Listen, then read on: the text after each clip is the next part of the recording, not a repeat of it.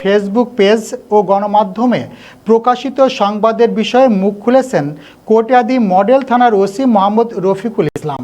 তিনি দাবি করেছেন তার বিরুদ্ধে উপস্থাপিত অভিযোগ ও তথ্য মিথ্যা, বানোয়াট ও ভিত্তিহীন। সিনিয়র স্টাফ রিপোর্টার মোহাম্মদ জজ মিয়া জানান, কিশোরগঞ্জের কটিয়াদী উপজেলার লোহাজুড়ি ইউনিয়নের উত্তর জিয়ারপাড় গ্রামের শফিকুল হত্যা মামলাকে কেন্দ্র করে সম্প্রতি একটি সংবাদ সম্মেলনে কটিয়াদী মডেল থানার ওসি মোহাম্মদ রফিকুল ইসলামের বিরুদ্ধে বিভিন্ন অভিযোগ আনা হয়। এ বিষয়ে গতকাল সন্ধ্যায় সাংবাদিকদের সঙ্গে আলাপকালে ওসি মোহাম্মদ রফিকুল ইসলাম বলেন, তার বিরুদ্ধে উত্থাপিত অভিযোগ সম্পূর্ণ মিথ্যা, বানোয়াট ও উদ্দেশ্য প্রণোদিত। তিনি জানান, মামলার তদন্ত আইন অনুযায়ী চলছে এবং প্রকৃত ঘটনা তদন্তের মাধ্যমে উদ্ঘাটিত হবে। চাক্ষুষ কোনো সাক্ষী নেই এবং কেউ দেখে নেই। আমরা অনেক চেষ্টা করেছি, অনেক সিসিটিভি, পাশে একটা দোকান ছিল, সিসিটিভি ফুটেজ আমরা রাত 12টা থেকে 2টা পর্যন্ত আমরা 17 জন পুলিশ এবং ওই লোহাজুরির স্থানীয় মেম্বার, চেয়ারম্যান থেকে শুরু করে সকল নেতৃত্বস্থানীয় সাধারণ জনগণ, কমপক্ষে কয়েকশো লোক ছিল। সকলে আমাদেরকে সহযোগিতা করেছে, বিভিন্ন তথ্য দিয়ে সহযোগিতা করেছে। তো অ্যাকচুয়ালি তাকে কে হত্যা করেছে তখন আমরা ফাইন্ড আউট করতে পারি এবং ওই এলাকার স্থানীয় নেতৃবৃন্দ সহ জনগণ এবং এমনকি ভিকটিমের পরিবারের লোক বলতে পারে না তাকে কে হত্যা করেছে। তো পরবর্তীতে আমরা বিভিন্ন তথ্য প্রযুক্তির মাধ্যমে আমরা পরের দিন আইডেন্টিফাই করি একজন ব্যক্তিকে, যে সে করতে পারে। শফিকুল ইসলাম, তার আপন বড় ভাই মোহাম্মদ রফিকুল ইসলাম এই বিবাদী পক্ষের হাবু মিয়াতে বিদেশ থেকে তার একটা প্রতিবন্ধী মেয়ে 11 বছরের মেয়েকে ধর্ষণ করেছিল। তো ওই ধর্ষণ মামলাটা আমাদের কাছে চলমান। তো ওইটা সকল তথ্য প্রযুক্তি এবং ডিএনএ থেকে শুরু করে মেডিকেল রিপোর্ট পর্যন্ত পজিটিভ আসছে। তো ওইটা আমরা রিপোর্ট দিব।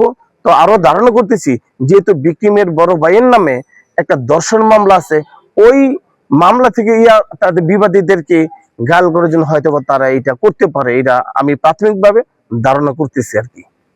তারপরে আসলে আমি কিছু জানি না, ওনারা কেন বলতেছে এটা আমি নিজেও জানি না। তবে যারা এইগুলো নিয়ে নিউজ করতেছে আমি তাদেরকে বলতে চাই যে একজন ব্যক্তি কারোর বিরুদ্ধে একটি কথা বলবে, এই কথাগুলো জাস্টিফাই করা উচিত। প্রয়োজনের মধ্যে মাঠে আসবে, এই ঘটনা সম্পর্কে জানবে আসলে সত্য কিনা। একটা লোকে, আমি ওসি এই থানার, আমার সম্পর্কে আমি আশা করি এই কটিয়াদী থানার সকল লোক আমার ব্যাপারে অবগত। আমি রাত দিন 24 ঘন্টা পরিশ্রম করে এই মাদকের বিরুদ্ধে লড়াকু ভূমিকা পালন করছি। অনেকে হয়তোবা অনেকের এই মাদকের পিছনে কারো স্বার্থ থাকতে পারে, যার কারণে বিভিন্ন ইন্ধন দিয়ে আমার বিরুদ্ধে এই ঘটনা ঘটাইতে পারে বলে আমি মনে করি। আপনি তো রিসেন্টলি দেখলাম সামাজিক যোগাযোগ মাধ্যমে বিভিন্ন পত্র পত্রিকায় দেখা যায় যে মাদক নির্মূলে জিরো টলারেন্স ঘোষণা করছেন। মাদক ব্যবসায়ীরা আপনার এই অভিযানের চাপের মুখে আছে, তাদের কোনো ইন্ধন এখানে থাকতে পারে কিনা বা ওদের কোনো সিন্ডিকেট এই জায়গায় কাজ করতেছে কি আপনার এই বিষয়ে মনে হয়? আপনারা সকলে অবগত, আমাদের যে বর্তমান আমাদের কিশোরগঞ্জ জেলার পুলিশ সুপার জনাব মোহাম্মদ মিজানুর রহমান স্যার এই মাদকের বিরুদ্ধে স্যার জিহাদ ঘোষণা করেছে। স্যার একটি স্লোগানও তৈরি করেছে, মাদক ছাড়ুন, ভ্রমণ করুন। যে একটা ইয়াবা ট্যাবলেট 300 থেকে 400 টাকা, এই কটিয়াদী থেকে 300-400 টাকা খরচ করে এই নিকলি হাওড়ে গিয়ে পানি দেখে আসতে পারে। স্যারের এই কারণে এবং অনেক উদ্যোগ নিয়েছেন এই মাদককে জিরো টলারেন্সে আনার জন্য স্যার বিভিন্ন পদক্ষেপ নিয়েছেন এবং পর্যটকদেরকে এবং ওইখানে ঘোরার জন্য বিভিন্ন স্যার এই সুযোগ তৈরি করে দিয়েছেন। এবং আমি এই স্যারের সাথে সাথে এবং আমি এই থানায় যোগদান করার পর বলেছি যে আমি যতদিন যেই থানায় থাকি না কেন, ইতিপূর্বে আমি যে স্টেশনগুলোতে ছিলাম, আমি মাদকের বিরুদ্ধে আমি অবস্থান করেছি সবসময় এবং জিরো টলারেন্স।